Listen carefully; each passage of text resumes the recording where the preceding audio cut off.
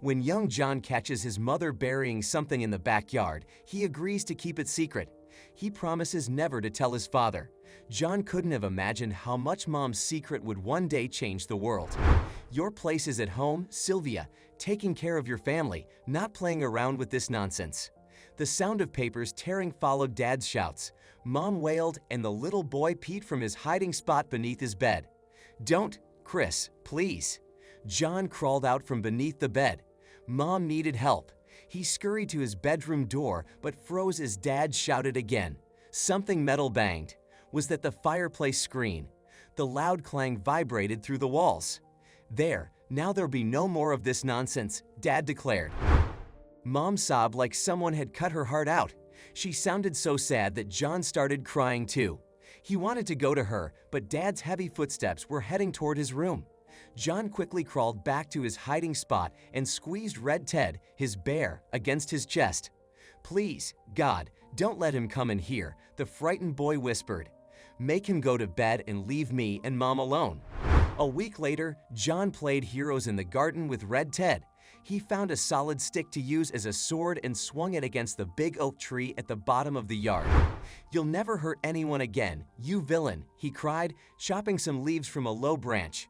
"I've beaten you, and good has won." Satisfied, John went in search of the next bad guy to defeat. He was trying to determine the intentions of a tall weed when he noticed Mom digging in the garden. He dropped his stick and went over to her. "Mom, what are you doing?" he asked. Mom jumped in fright. "John, you startled me." She glanced from side to side and then pressed a finger to her lips. "I'm doing something super top secret," Mom whispered. "You're not allowed to see, and you can never tell anyone, understand?" John nodded. He went to look for a different game to play, but curiosity got the better of him.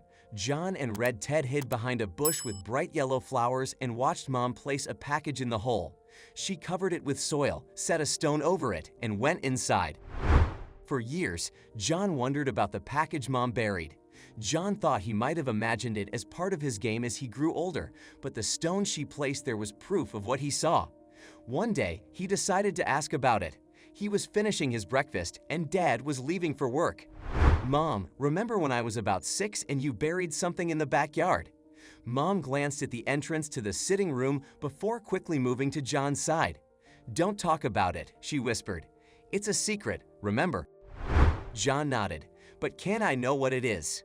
"One day, when you're older." And John, Mom fixed him with an intense stare. "No matter what happens, your father mustn't find out about it. Understand?" "I promise," John said. As John grew up, he asked Mom about the secret several more times, but her answer remained the same. She'd tell him when he was older, and his father must never find out about it. Sometimes, John resented Mom for not trusting him with her secret when they were close in all other respects. Mom attended all his soccer games and school plays. She stood up for him when he got into trouble at school and never missed a parent-teacher conference. Mom was always there when John was troubled or had big news to share, but she refused to disclose her secret. It nagged at John during his quiet moments when he moved to the city to attend college and when he started his first business. "Am I ever going to be old enough for your secret, Mom?" John asked during one of his weekly phone calls with her. "One of these days, my dearest. One of these days," she replied. "It must be something very important," John muttered after hanging up. "Maybe something to do with Dad, something she could use to divorce him." John shook his head and went to the kitchen to prepare his dinner. If the secret was something Mom could use to divorce Dad, why had she buried it instead of using it? His childhood would have been much happier without Dad's shouting and old-fashioned rules. John huffed and continued chopping onions for his pasta bolognese. He could imagine his father's outraged expression if he saw how adept John had become in the kitchen. "That's woman's work," Dad always said when he caught Mom teaching John how to cook. He'd then get dragged away, literally sometimes, and put to work doing something more manly, like fixing a tap or changing the spark plugs in Dad's ancient truck. "I suppose it's also manly to starve for want of a decent meal," John muttered. He tipped the diced onions into the skillet. What a load of bull. A year later, Mom fell ill. It was very sudden and progressed quickly. John rushed home to visit her. When he arrived, he sank to his knees beside her bed and took her hand. "John, I need you to do something for me," Mom whispered. I thought I'd be able to dig it up myself once you were grown, but it never seemed like the right time. Now, this disease has got me and I can't even leave this bed." "The secret?" John asked. Mom nodded. "Bring it to me so I can show you." John wasted no time. He fetched a shovel from the shed and went to Mom's garden. Weeds had sprouted between the flowers in the garden bed, but the rock was exactly where he remembered it. John pushed the shovel into the earth. He didn't have to dig deep before he uncovered a flat, square package wrapped in plastic and duct tape. He grabbed scissors on his way back to Mom's bedroom.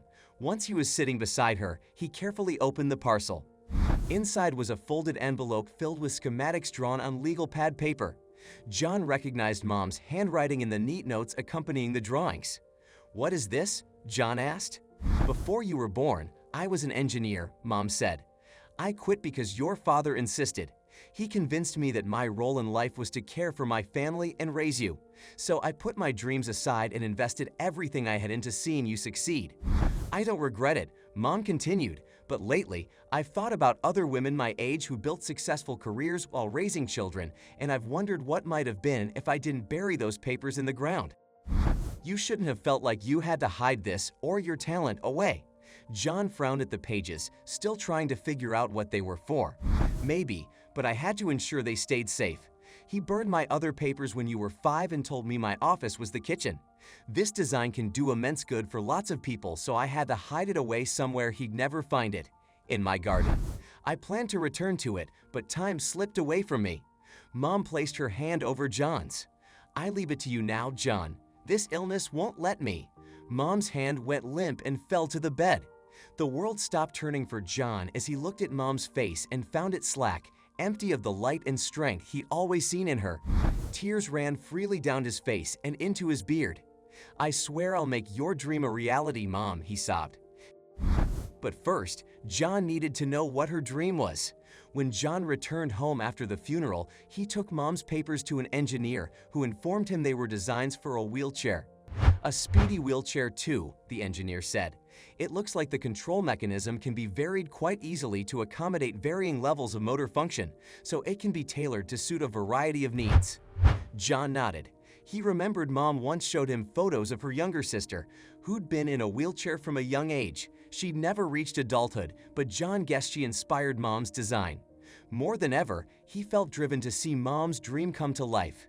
By the end of the year, John had raised funding and support from several organizations. Soon, the Sylvia Project was producing wheelchairs for children nationwide, but John didn't stop there. The following year, John was a speaker at the State Science Fair. He told the audience his mom's story and urged everyone to encourage girls and women to enter STEM fields. To ensure none of you ever give up on your dreams, the Sylvia Project is offering grants to girls who present innovative projects that will benefit society, John concluded. His announcement was greeted with a round of applause. John gave out his first 2 grants that day, followed by many more. With help from the Sylvia Project, girls from across the country went on to patent life-changing inventions. However, the most extraordinary achievement for the Sylvia Project and John personally was yet to come. "My granddaddy always told me that wisdom comes with age." John's dad stared down as he got used to controlling his Sylvia Project wheelchair. "He told me that although you might try your hardest to live a good life, you'll still find things you must repent for when you're old enough to reflect on your choices. I think I finally know what he meant." John sat silently in an armchair with his arms crossed. Visiting Dad was difficult for him. He'd never quite been able to forgive the man for stifling Mom's brilliance or all the scary fights that sent him crawling under the bed to hide with Red Tet as a child. Nonetheless, John had specially ordered a wheelchair for Dad once he noticed the man was developing mobility problems. As impassable as the rift of pain between them seemed, he was still John's dad. "I was wrong to stop your mother from living her dream," Dad continued in a soft voice. "This thing is amazing, and it would have changed many lives for the better if it had been developed sooner. I'm to blame for that." John frowned. Was he imagining things, or did Dad admit he was wrong? Dad sighed. "If only Sylvie was alive so I could apologize to her." It would have been easy for John to rebuke his father, but he knew that wouldn't do anyone any good. Instead, he realized this might be an opportunity to get Dad to see outside the box of his staunch family values. There are others just like her who could use your help if you really want to make a difference, John said. I could use a hand finding girls with great projects that need a grant to continue with their work. Dad raised his eyebrows. Are you offering me a job? I'm offering you a chance to honor Mom's memory by ensuring no other girl has to bury her dreams in her backyard.